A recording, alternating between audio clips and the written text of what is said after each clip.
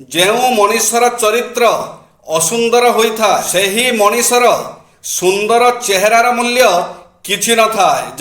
ସମସ୍ୟା ଏତେ ବି ଶକ୍ତିଶାଳୀ ହୋଇନଥାଏ ଯେତିକି ଆମେ ତାକୁ ଭାବି ନେଇଥାଉ। କେବେ ଶୁଣିଛନ୍ତି ରାତିର ଅନ୍ଧକାର ସକାଳ ହେବାକୁ ଦେଇନଥାଏ? ସୁସମୟରେ ପାଖରେ ରହି ଦୁଃସମୟରେ ଚାଲିଯିବାଟା ବନ୍ଧୁତା ନୁହେଁ। ସୁଖରେ ଦୁଃଖରେ ପାଖରେ ରହିବାର ମାନେ ହିଁ ବନ୍ଧୁତା। ସମ୍ପର୍କ ଖାଲି ସେଇଟା ନୁହେଁ ଯିଏ ସୁଖ ଦୁଃଖରେ କେବଳ ପାଖରେ ରୁହେ। ସମ୍ପର୍କ ତ ସେଇଟା ଯିଏ ସବୁ ପରିସ୍ଥିତିରେ ଆପଣାର ହବାର ଅନୁଭବ କରାଏ। ଆପେ ମଲେ ଯୁଗ ଯାଏ, ପର ଲାଗି କାନ୍ଦୁଥାଏ।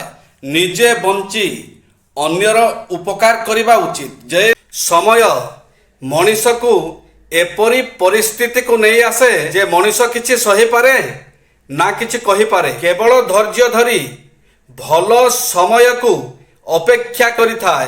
କଷ୍ଟ ଯେତେ କଠିନ ହେଉ ବୁଝାଇବାକୁ କେହି ନଥାନ୍ତି। ଦୁଃଖ ଯେତେ ହାଲୁକା ହେଉ ନେବା ପାଇଁ କେହି ନଥାନ୍ତି। ଆଉ ଯିଏ ଯେତେ ଆପଣାର ହୁଅନ୍ତୁ ସ୍ୱାର୍ଥ ପାଖେ କିଛି ବି ନୁହନ୍ତି। ଭୁଲକୁ ଠିକ୍ କରାଯାଇପାରେ, ଭୁଲ ବୁଝାମଣାକୁ ବି ଠିକ୍ କରାଯାଇପାରେ, କିନ୍ତୁ ଭୁଲ ଚିନ୍ତାଧାରାକୁ କେବେ ସୁଧାର କରାଯାଇପାରିବ ନାହିଁ। ଜୟ ଶ୍ରୀ ଜଗନ୍ନାଥ।